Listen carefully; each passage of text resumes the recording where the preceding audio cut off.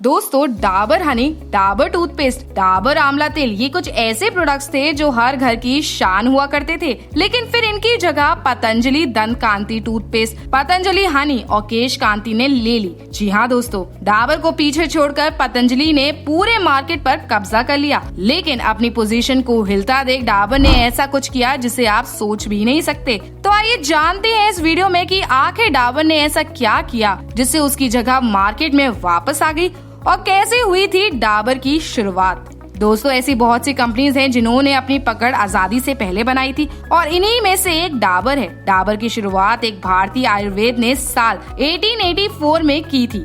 ये वो दौर था जब मलेरिया और हैजा जैसी बीमारियां फैल रही थी। उस दौरान एक भारतीय आयुर्वेदिक वैद्य डॉक्टर एस.के. बर्मन ने एक छोटा सा क्लिनिक खोला और इलाज करने लग गए। वहीं उसी दौरान उन्होंने मलेरिया और हैजा जैसी बीमारियों के लिए कई दवाइयां भी बनाई और धीरे धीरे करके कई हेल्थ केयर प्रोडक्ट्स भी बनाना शुरू कर दिया और इसी तरह डाबर कंपनी शुरू हुई। दोस्तों आपको बता दें, इस कंपनी में डा का मतलब डॉक्टर से है, यानी डॉक्टर बर्मन। ये कंपनी जो दवाइयां बनाने से शुरू हुई थी, लेकिन 1896 तक कंपनी के प्रोडक्ट्स इतने फेमस हो गए थे कि डॉक्टर बर्मन को अलग फैक्ट्री लगानी पड़ गई थी और धीरे धीरे करके कंपनी और भी ज्यादा फेमस हो गई थी। 1907 में डॉक्टर बर्मन की मृत्यु हो गई, जिसके बाद कंपनी डॉक्टर बर्मन के बेटे C.L. बर्मन ने संभाली और धीरे धीरे करके कंपनी में काफी इम्प्रूवमेंट्स और चेंजेस करे गए। ऐसा करके कंपनी धीरे धीरे करके गाँव से लेकर शहरों तक अपनी पहुंच बढ़ाती गई।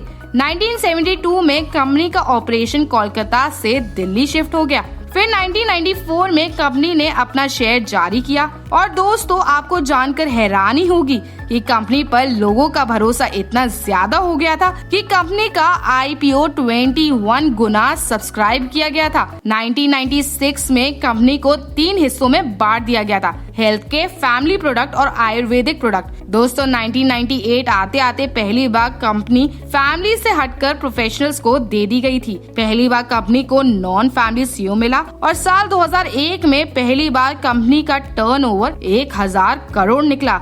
ये वो टाइम था जब डाबर के प्रोडक्ट्स काफी मशहूर होते जा रहे थे और उसी का हर जगह बोलबाला था। और उस समय देश की हर दुकान में डाबर आंवला तेल से लेकर डाबर च्यवनप्राश तक हर प्रोडक्ट आसानी से मिल जाते थे। कंपनी उस टाइम पर अच्छा खासा रेवेन्यू जनरेट करती थी। फिर आया साल 2006 जब मार्केट में पतंजलि की शुरुआत हुई, जिसकी वजह से डाबर के शेयर काफी कम हो गए, क्योंकि पतंजलि भी एक आयुर्वेदिक प्रोडक्ट बनाने वाली कंपनी थी।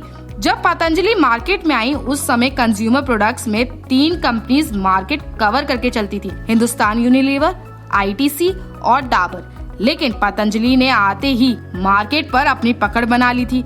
इस दौरान सारी कंपनीज के शेयर गिरे, लेकिन सबसे ज्यादा नुकसान डाबर को हुआ। दोस्तों इसका सिंपल सा कारण था, जैसे कि हम सभी जानते हैं ये दोनों कंपनी बाकी बहुत से सेक्टर्स में ऑलरेडी इन्वॉल्व थी, लेकिन डाबर के प्रोडक्ट्स काफी लिमिटेड थे। उसने इतना अपने आप को एक्सपैंड नहीं किया था, इसलिए हिंदुस्तान यूनिलीवर और ITC की जगह पतंजलि ने ले ली थी। पतंजलि ने अपने शुरुआत के साथ ही लोगों को ऐसे ब्यूटी प्रोडक्ट्स भी अवेलेबल करवाए जिसकी वजह से डाबर के पुराने कस्टमर्स जो उसको उसके आयुर्वेदिक प्रोडक्ट्स की वजह से पसंद करते थे, वो डाबर को छोड़ पतंजलि की तरफ जाने लगे। दोस्तों कोविड के दौरान जब लोगों को आयुर्वेदिक प्रोडक्ट्स की जरूरत थी, तब लोग डाबर की बजाय पतंजलि प्रोडक्ट्स की तरफ जा रहे थे, जिसके बाद 2008 आते आते ऐसे कई और लोग अपने प्रोडक्ट्स में आयुर्वेदिक इंग्रेडिएंट डालकर अपना प्रोडक्ट बेचने लग गए, जो आजकल की जनरेशन को काफी पसंद भी आने लगा और कहीं ज्यादा रेवेन्यू जनरेट करने लगा। वहीं डाबर किसी जमाने में आयुर्वेदिक कंपनी थी,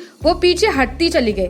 नए नए इनोवेशंस डाबर की जगह लेते जा रहे थे, क्योंकि डाबर अपने प्रोडक्ट्स बेच नहीं पा रहा था, वो वहीं अपने टूथपेस्ट, चटनी बेच रहा था। दोस्तों इस वक्त डाबर के पास सिर्फ 2 ही ऑप्शन थे, या तो वो जैसा चल रहा है उसे वैसे चलने दे, या फिर इस मुश्किल वक्त को एक अपॉर्चुनिटी में बदल दे। जिसके बाद डाबर ने सेकेंड ऑप्शन चूज करते हुए अपने प्रोडक्ट्स में चेंज लाने की शुरुआत कर दी। इससे डाबर को काफी ज्यादा प्रॉफिट भी मिला, क्योंकि डाबर की पहुंच हर घर तक पहले से ही थी। इसलिए डाबर ने अपने प्रोडक्ट्स के जरिए लोगों तक ये मैसेज पहुंचाया कि उसके जो भी प्रोडक्ट्स होंगे वो नेचर के काफी क्लोज होंगे। इसके साथ ही डाबर ने अपनी पैकेजिंग पर भी काफी ध्यान दिया। डाबर ने महिलाओं के लिए ब्यूटी प्रोडक्ट्स तक लॉन्च किए, ऐसा करने से डाबर ने सिर्फ अपने पुराने कस्टमर्स को ही हासिल नहीं किया बल्कि नए कस्टमर्स का मार्केट भी खड़ा कर दिया। यही वजह थी जब 2017 में डाबर का रेवेन्यू 7,701 करोड़ था, वहीं 2021 में ये रेवेन्यू बढ़कर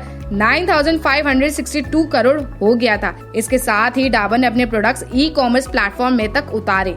दोस्तों, डाबर ने अपने बिजनेस बढ़ाने के लिए एकदम अलग इनोवेशन किया और ऐसा काम किया जो कोई सोच भी नहीं सकता। डाबर ने हाल ही में बादशाह मसाले एक्वायर कर लिया क्योंकि डाबर को ये बात समझ आ गई थी कि उसे अपने प्रोडक्ट्स को एक्सपैंड करना है। इसलिए तो डाबर अब स्पाइसेस मार्केट में भी उतरने लग गई। कंपनी ने मसाले मार्केट में एंटर करते ही देश के सबसे बड़े ब्रांड बादशाह मसाले का 51% हिस्सेदारी खरीदकर कंपनी को खरीद लिया। आपको बता दें, डाबर ने बादशाह के साथ ये डील 587.52 करोड़ में किया था। इससे हुआ ये कि फूड सेक्टर में डाबर को काफी प्रोग्रेस मिली।